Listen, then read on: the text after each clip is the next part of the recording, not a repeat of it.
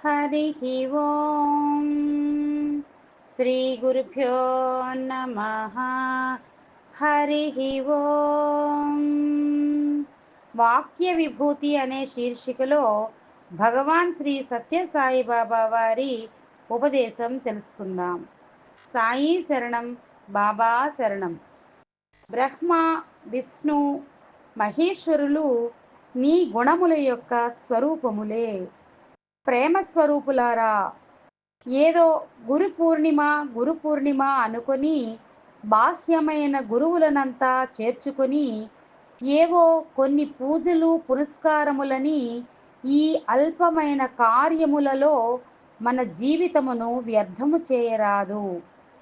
గురువు ఒక్కడే, దైవము ఒక్కడే. ఆ గురువు నీవే. ఆ గురుత్వమనే దైవత్వము నీలోనే ఉంటుంటే నీవు ఎక్కడో బయటి ప్రపంచంలో వెతకటానికి ప్రయత్నిస్తున్నావు. బ్రహ్మ, విష్ణు, మహేశ్వర స్వరూపులు నీ యొక్క గుణములే. నిన్ను హతము చేసేది కానీ, పోషించేది కానీ, రక్షించేది కానీ ఈ గుణములే. మన ప్రవర్తనలు సక్రమమైన మార్గములో పెట్టుకున్నప్పుడు అదే రక్షిస్తుంది. అదే విష్ణుత్వముగా మారిపోతుంది.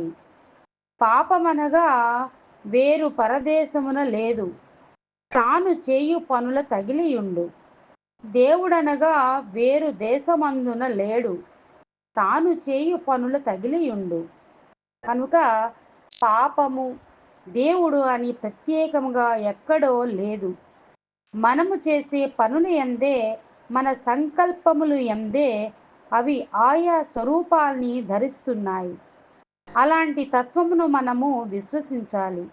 నా మంచికి, నా చెడ్డకు నా ప్రవర్తనే కారణము. నా అధఃపతనమునకు గాని, నా అభివృద్ధికి గాని నా గుణములే కారణము అని విశ్వసించి మన గుణములను సక్రమమైన మార్గములో ప్రవేశపెట్టుకోవాలి. ఈ సమాధానము నీకు నీవే చెప్పుకోవాలి. మన కష్టములు దూరము చేసుకోవటానికి గాని, సుఖమును సమీపింపచేసుకోవటానికి గాని మన ప్రవర్తనయే కారణము. ఓం శ్రీ సాయిరామ్.